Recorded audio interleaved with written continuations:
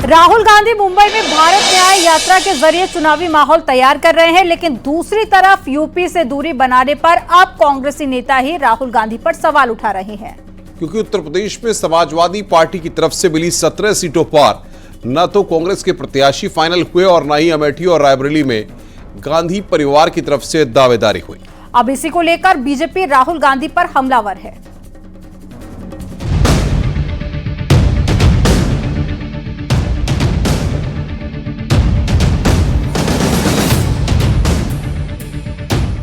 भारत जोड़ने निकले राहुल गांधी की पार्टी अब उत्तर प्रदेश में टूटने लगी है।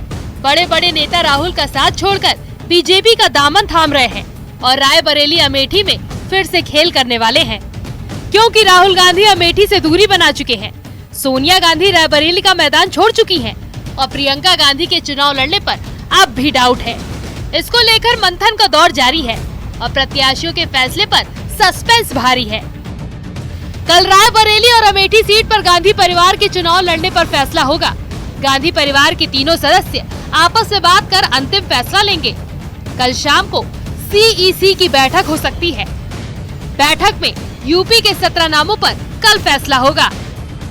तो दूसरी तरफ अमेठी की सांसद और केंद्रीय मंत्री स्मृति ईरानी लगातार अमेठी में डेरा जमाए हुई हैं और कांग्रेस के नेताओं को बीजेपी में शामिल करवा रही हैं, ताकि 24 के रण में फिर से दम दिखा सके। घर परिवार अगर क्षेत्र को मानते हैं तो कम से कम कार्यालय रुकते हैं। घर परिवार अगर क्षेत्र को मानते हैं तो कम से कम कोविड की विषम परिस्थिति में जब मौत मंडरा रही थी तब तो आकर यहाँ किसी जनता की सेवा कर देते, लेकिन तब भी नहीं थे जब दुख की घड़ी आई थी, तब भी नहीं थे जब चुनौती आई थी, तब भी नहीं आए किसी कांग्रेस के कार्यालय में जब यात्रा लेकर आए।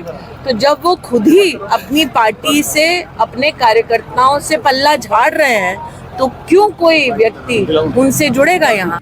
स्मृति ईरानी अमेठी में विकास परियोजनाओं को लेकर पहुंची थी। इसी दौरान कांग्रेस के दिग्गज नेताओं ने अपने कार्यकर्ताओं के साथ बीजेपी का दामन थाम लिया।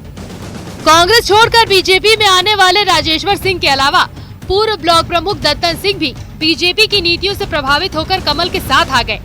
कांग्रेस से बीजेपी में आए राजेश्वर सिंह ने कहा कि अमेठी की जनता को कांग्रेस से हमेशा से छला है। जैसा आप जानते हैं कि दीदी जी 5 साल हारने के बाद भी 5 साल वो जनता के बीच में बनी रही, क्षेत्र के बीच में बनी रही। कोरोना काल में भी उन्होंने हजारों नहीं लाखों लोगों की मदद की।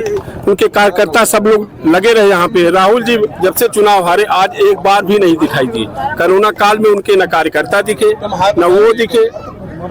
तो मैं इसी से प्रभावित होकर के और भी विकास से प्रभावित होकर के, मोदी जी के कार्यों से प्रभावित होकर, योगी जी के कार्यों से प्रभावित होकर के, दीदी जी के कार्यों से प्रभावित होकर हमने कांग्रेस छोड़ करके भाजपा ज्वाइन किया। एक और केंद्रीय मंत्री स्मृति ईरानी को बीजेपी ने दोबारा अमेठी से अपना प्रत्याशी घोषित कर दिया है। दूसरी ओर इंडिया गठबंधन की ओर से अभी प्रत्याशी का ऐलान नहीं हुआ है। माना जा रहा है कि राहुल गांधी अमेठी से चुनाव नहीं लड़ने के मूड में हैं, तो रायबरेली में प्रियंका गांधी से चुनाव लड़ने की अपील हो रही है। लेकिन चुनावी तारीखों के ऐलान के बाद भी ये तय नहीं हो सका है कि कांग्रेस की तरफ से अमेठी और रायबरेली में कौन होगा। Bureau report, news 18।